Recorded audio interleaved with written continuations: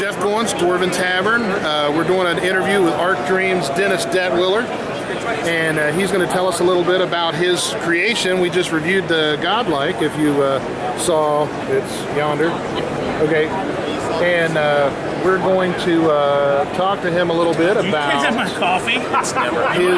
his creation and what's going on with Arcdream. So, Dennis? Hi. So Godlike is a game that me and Greg Stoltz created with the help of Shane Ivey and many others, too numerous to be enumerated. That's a lot of numbers.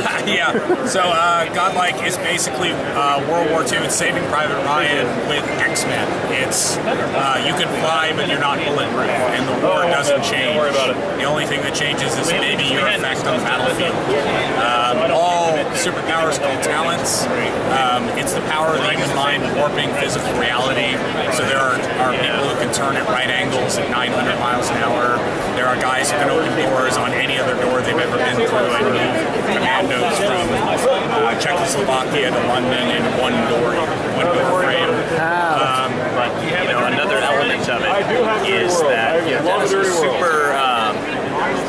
super serious about, okay, but this doesn't really change the course of the war. Ken Heights, oh, great. You can tear a tank apart with your bare hands. How many of them were at Stalingrad?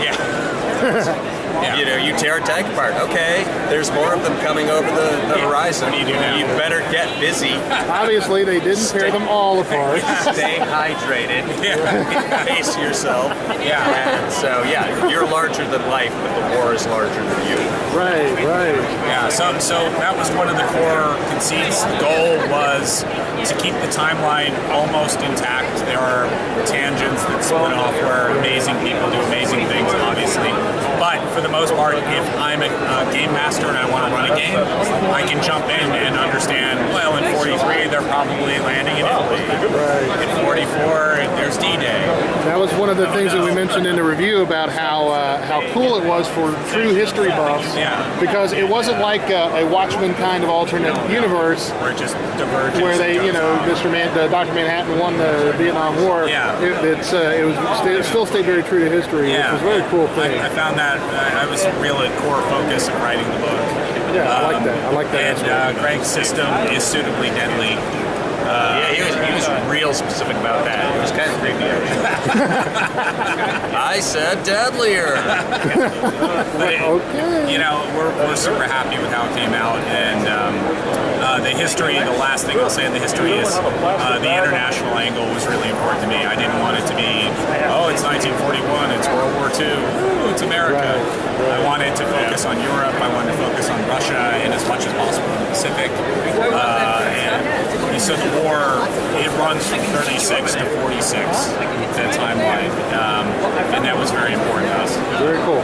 Now, when we did our review, we did the original Godlike, but we didn't get a chance to look at any of the other books. What other books do you have available for Godlike? Alan Goodall has been writing a lot of these lengthy campaigns where he's in love with the history too. Sure. So, Black Devil's Brigade, I know there's, I can't see Saipan. It starts at the Black Devil's Brigade. It starts with Anzio. It's set in Italy in the Italian campaign, but it focuses on the 1st Special Service Force, which was a joint American-Canadian outfit that was kind of modeled after the Rangers and some of the other kind of, some of the other sort of special operations groups, and it was basically the forerunner of modern-day American Special Forces. What they did is they trained for the wilderness. They trained for mountain climbing. Specifically they were training for like Arctic operations against the Japanese. Where eagles dare. So these were like they were drawn primarily from Canadian lumberjacks and hunters and trappers and Americans from the northern Midwest.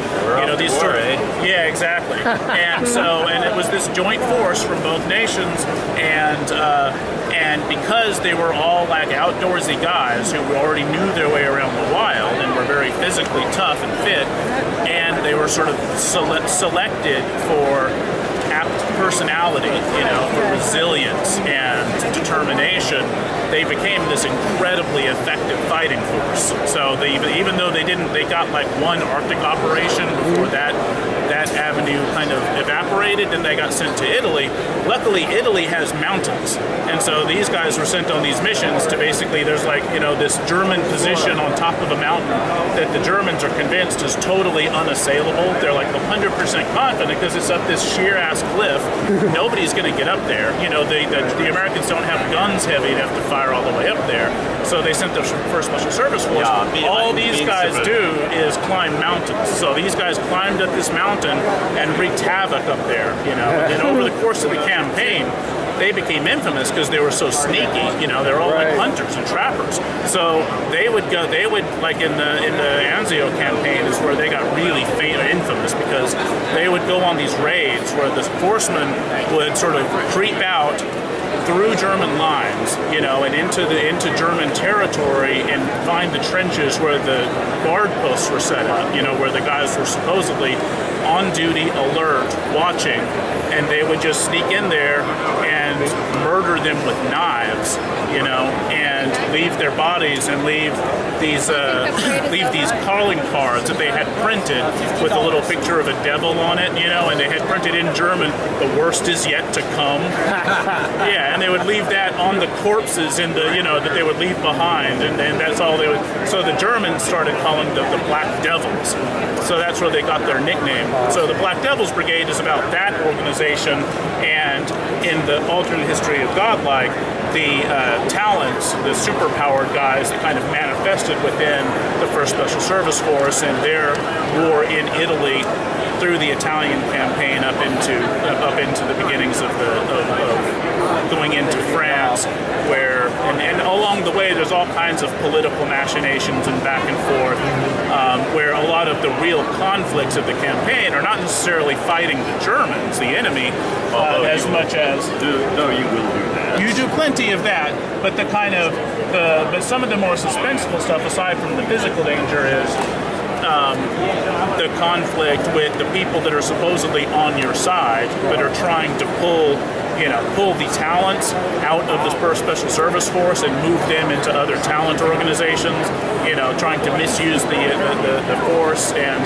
all kinds of things. So there's this sort of backdrop of sort of conflict within the Allies to the super high voltage action of the First Special Service Force, and it's really dangerous. It's very cool. It's awesome. It sounds incredible. It sounds awesome. So you saw the review of Godlike, and that's their other stuff.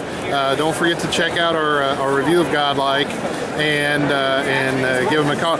Where do they get your stuff if they don't have the benefit of being here today? Well, after they're done being sad about not being here today, it's arcdream.com, ARCDREAM.com. Yeah, that's right. Thank you, Greg. Thank you, writer. GregStolze.com, that's with an F at the end. DeltaGreen.com, which is specifically for Delta Green. And what else? WillerDesign.com is his, and Dennis posts little Delta Green flash fiction and art and things. Cool, very cool. Yeah, little tiny. Inconsequential, but he tries. That's exactly what I'm going to beat you to death with my phone. Yeah. All right, we will be back with more. Thank you.